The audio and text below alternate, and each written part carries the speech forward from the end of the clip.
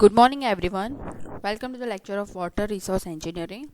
In the last lecture, we have started a new chapter, that is a hydrograph and hydrograph analysis. In that chapter, we have studied about the hydrograph and we have seen a definition of runoff. So, in today's lecture, we are going to study further about the runoff. So, we will study this contains definition of a runoff, portions of runoff, runoff process, runoff surface runoff, factor affecting runoff, runoff cycle, condition of runoff cycle, summary of a rainfall and runoff process. So we all know definition of a runoff because we have studied in a last lecture only. So basically जो rainfall होता है, precipitation होता है, तो जो precipitation reverse या oceans को मिलने के लिए मतलब सरफेस फ्लो या सब सरफेस फ्लो को यूज़ करता है, राइट. सो वो जो प्रोसेस होती है उसको बोलेंगे हम लोग run off. So run off can be defined as a portion of a precipitation that makes its way towards rivers and oceans. So as a sub surface flow या फिर surface flow. So portion which is not absorbed by a deep strata, right. पानी rainfall होता है तो क्या होता है, थोड़ा पानी पर्क्यूएशन होता है, थोड़ा पानी इवेपोरेशन होता है, और जो एक्सेस वाटर बचता है जो रिवर या ओशियन को मिलने के लिए फ्लो करता है, तो वो जो वाटर है उसको हम लोग बोलेंगे run of, right. So runoff occurs only when the rate of the precipitation exceeds at rate at which water may infiltrate into the soil. So basically we have seen there are three types of runoff: surface runoff, groundwater runoff and direct precipitation over the river or stream. So what is the runoff process? So when a rainfall occurs, a part of a rainfall or precipitation is intercepted by a vegetation, right. So some part is stored in a depressions on a ground surface known as a depression storage. So उसको बोलेंगे हम लोग S D. Depression storage को denote करेंगे S D से. Which later infiltrate और evaporates some part of a rainfall is absorbed by a soil an amount of which depends upon the soil moisture content at the time of the percussion. Now if rain continues further, the water start infiltrating or percolating to the water table. And if the rate of rainfall or a rate at which a water is reaching the ground excess the infiltration rate F, resulting the surface detention, that is D. सो जैसे basically guys मैंने आपको अभी समझाया कि rainfall अकर कैसे होता है run off. सो सबसे पहले जो प्रेसिपिटेशन होता है उसका क्या होता है कि ग्राउंड पे जो ग्राउंड के ऊपर उसका डिप्रेशन स्टोरेज होता है, ठीक है. और अगर और some part of water soil absorb कर देती है, सम पार्ट इवेपोरेट हो जाता है, और बाकी का जो अगर रेनफॉल एक्सेस अमाउंट में होता है तो क्या होता है कि जो पानी होता है वो वाटर टेबल को रीच करता है, मतलब कि इनफिल्ट्रेट करना स्टार्ट करता है, ठीक है. तो इनफिल्ट्रेट करेगा तो क्या होगा, वाटर टेबल इंक्रीज होगा, या फिर वो ग्राउंड अंडरग्राउंड के अंदर स्टोरेज हो जाएगा, या फिर सरफेस डिटेंशन के अंदर स्टोरेज हो जाएगा. So this water flow overland and joints the river, lakes, streams, oceans et cetera and is known as a surface run off. जो एक्स्ट्रा वाटर है वो लैंड के ऊपर फ्लो करेगी और रिवर, लेक, स्ट्रीम, ओशियन ऐसे जो पार्ट्स है वहाँ पे मूव करेगी, टूवर्ड्स दिस पार्ट्स जाएगी, तो वो प्रोसेस को बोलेंगे surface run off. One can stay a run off as a surface run off. तो किसको बोलेंगे हम लोग? So the surface run off is important for a maximum flow, where as the ground water flow is important for a minimum flow. Direct precipitation over the river or a stream is negligible. So peak flow are generally considered with the surface runoff, and then for we can say a runoff as a surface runoff. ठीक है, ये तीन reason की वजह से हम लोग runoff को surface runoff बोलते हैं. अब हम लोग बात करेंगे फैक्टर्स अफेक्टिंग runoff. ठीक है, फैक्टर्स कौन से होते हैं जो runoff को अफेक्ट करते हैं. सो सबसे पहले हम लोग फैक्टर्स देख लेते हैं. सो फर्स्ट है precipitation characteristics, shape and size of a catchment, topography, geological characteristics, meteorological characteristics, character of a catchment surface, and a storage characteristics of a catchment. So सबसे पहले देख लेते हैं precipitation characteristics. So the important characteristics of precipitation कौन सी होती है? तो सबसे पहला होता है intensity of a rainfall, duration of a rainfall, forms of a precipitation and direction of a storm movement, right? ये सारे जो characteristics होती है precipitation की, ठीक है? सबसे पहला ये जो फैक्टर है वो मोस्ट इम्पॉर्टेंट फैक्टर है रन ऑफ के लिए, right? So run of depends on a intensity of a rainfall, right? So run of increases with the intensity of a rainfall. जैसे जैसे रेनफॉल की इंटेंसिटी अगर हाई होगी तो क्या होगा? रन ऑफ ज़्यादा होगा. बट इंटेंसिटी लाइट होगी तो क्या होगा? रन ऑफ कम होगा. क्यों? क्योंकि water will be lost in infiltration and evaporation, ठीक है? और उसकी वजह से क्या होगा? रन ऑफ कम होगा.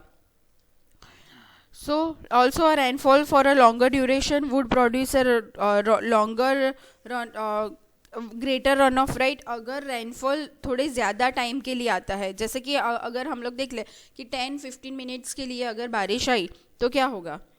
10-15 मिनट्स के लिए बारिश आएगी तो क्या होगा कि पानी जो है वो सबसे पहले तो सॉइल को गीली कर देगा. उसके बाद अगर थोड़ी ज़्यादा बारिश आती है तो थोड़ा पर्क्यूलेट हो जाएगा एंड थोड़ा इवेपोरेट हो जाएगा. बट सरफेस रन ऑफ के लिए कोई पानी बचेगा नहीं. बट अगर आप रेनफॉल 2 या 3 आवर्स के लिए आता है तो क्या होता है? उसका वाटर टेबल तक पानी चला जाता है. उसके बाद क्या होता है? इनफिल्ट्रेशन होने के बाद जो एक्सेस वाटर होता है वो क्या होता है? रन ऑफ होता है. सो with a longer duration we would produce a greater runoff, right?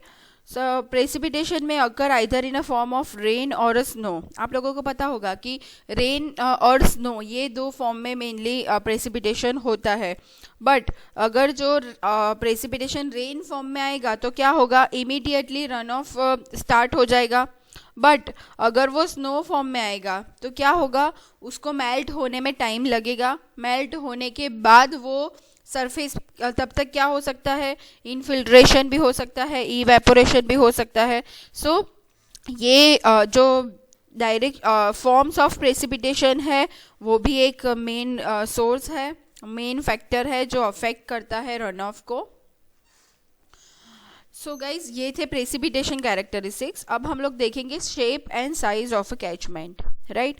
So runoff is considerably affected by a shape and size of the catchment, location of a catchment, right?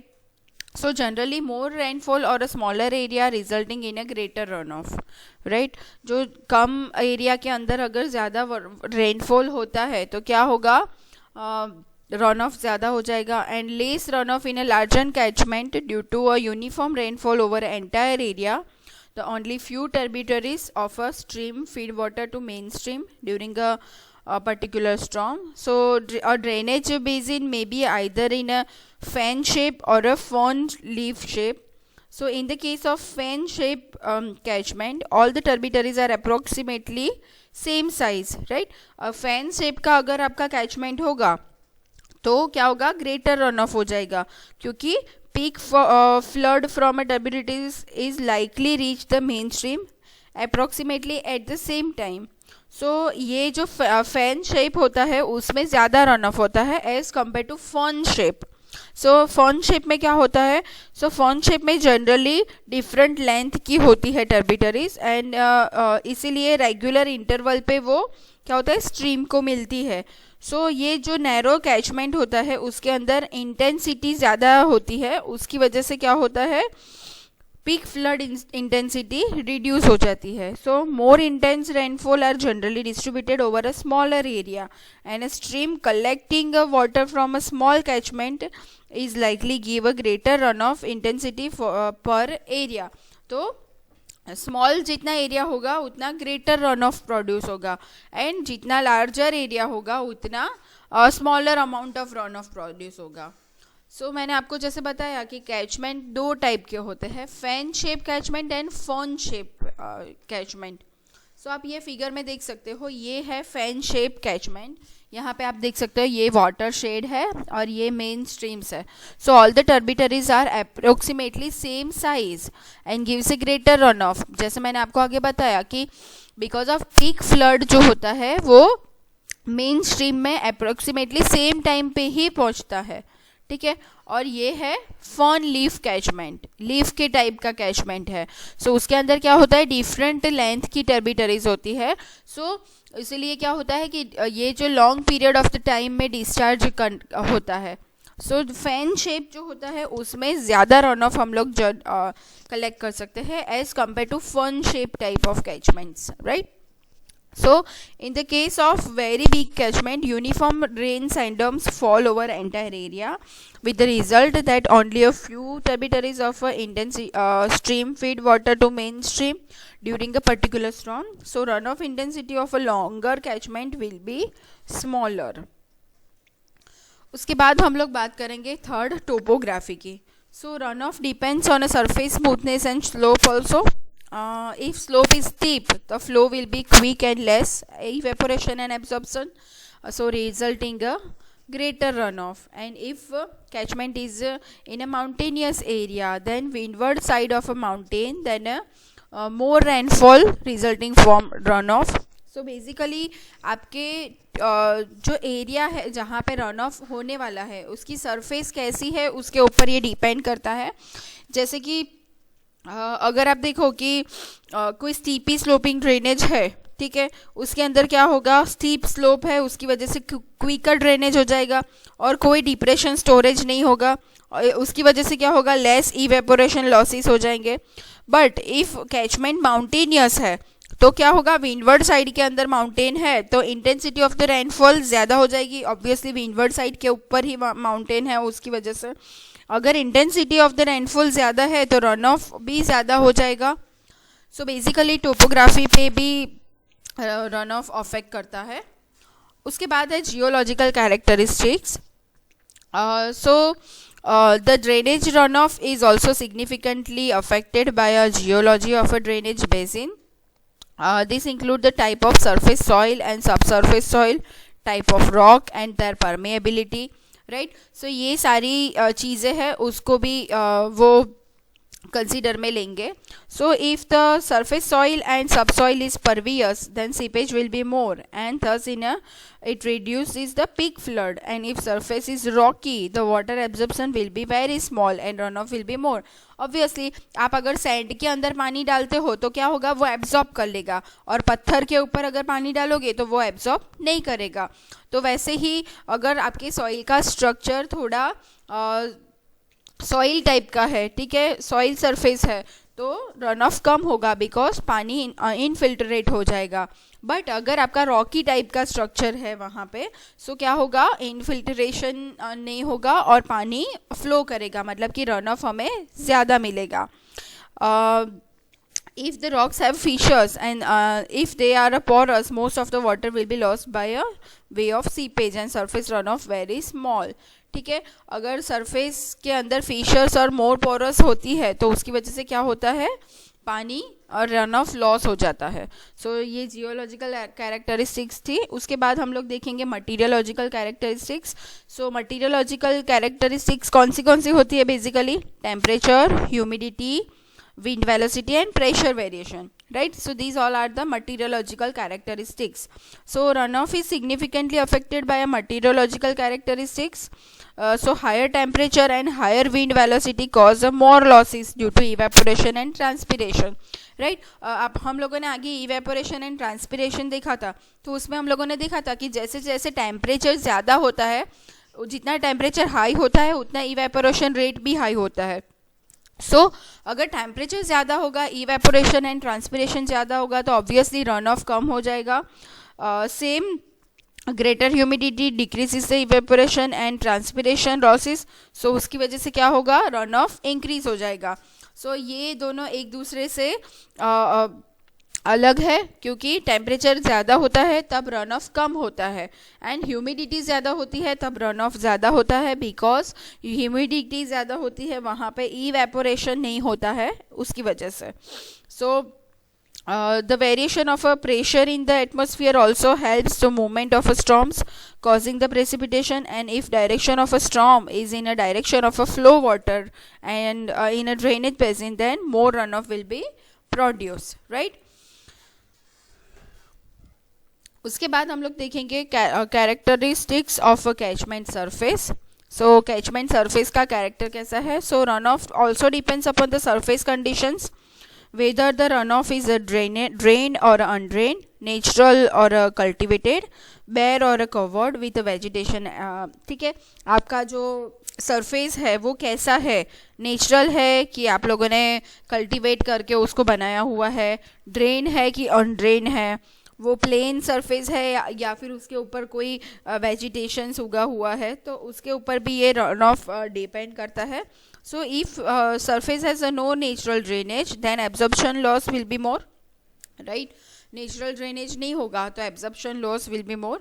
So if more area of a catchment is cultivated, then अगर cultivated area होगा तो क्या होगा? runoff less हो जाएगा. Vegetable cover also reduces the runoff in a smaller storms, ठीक है, and no vegetable covers reduction in a bigger storms. So presence of vegetation cover reduces the run of. ठीक है, अगर वेजिटेशन कवर होगा तो उसकी वजह से क्या होगा? रन ऑफ कम होता जाएगा. अब हम लोग देखेंगे storage characteristics of a catchment. So if a drainage basin has a larger number of natural depressions like pools, lakes, etc., which will store a part of precipitation, and it has a tendency to reduce the peak flow. ठीक है, इसकी tendency होती है peak flow को reduce करने की. So similarly creation of artificial reservoirs और tanks will be also increase in storage capacity of drainage basin. So उसकी वजह से क्या होगा? रिडक्शन ऑफ रन ऑफ हो जाएगा.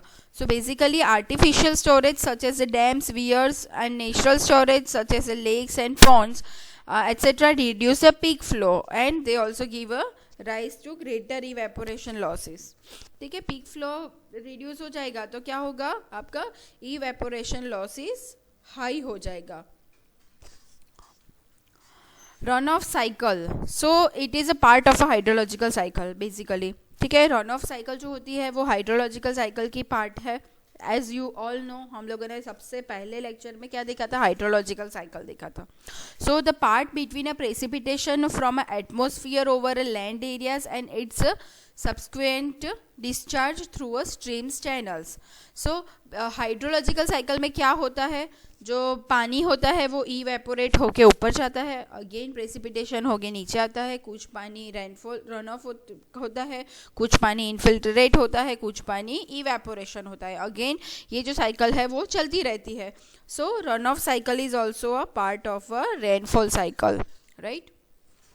Conditions of a run off cycle. Conditions कौन सी होती है? End of the dry period, shortly after beginning of a rainfall, near the end of isolated heavy rainfall, and last है after the end of rainfall.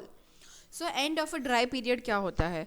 So at the end of a dry period and just beginning of a heavy rainfall, all the surface and channel stores gets depleted, मतलब कि dry हो जाती है. Expect from a lakes, reservoir and ponds. ठीक है, so the only surface of a stream flow is a groundwater flow entering the river channel. So ये है end of the dry period. ठीक है, उसके बाद आएगा shortly after beginning of a rainfall. So shortly after beginning of a rainfall and before interception, the depression storage has been satisfied. ठीक है, पानी ऑलरेडी भर चुका होता है. The stream flow intercepted by a vegetation and a buildings can't contribute the runoff, right? जो vegetation और buildings की वजह से जो पानी अटका है वो runoff में contribute नहीं कर सकता है. So this intercepted water is eventually returned to the atmospheric through a evaporation. ठीक है, वो पानी again evaporate हो जाएगा and at this stage a part of a precipitation falls directly on a stream which gives a immediately increment to a stream flow. So ये था shortly after beginning of a rainfall. उसके बाद है near the end of isolated heavy rainfall.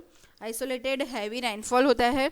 So after a many hours of a heavy rainfall virtually all depression storage and interception get fill up. ठीक है, बहुत सारा rainfall होता है तो क्या होता है, हमारे जो डिप्रेशन स्टोरेज एंड इंटरसेप्शन जो होते हैं वो ऑलरेडी फिल्ड हो जाते हैं. जो सॉइल मॉइस्चर डेफिशिएंसी होती है वो भी ऑल्सो फील हो जाती है.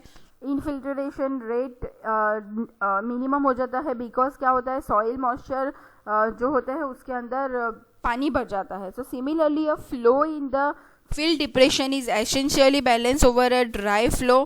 ठीक है, and infiltration. So thus at this stage overland flow mainly contribute the stream flow and subsurface flow also contribute to a stream flow.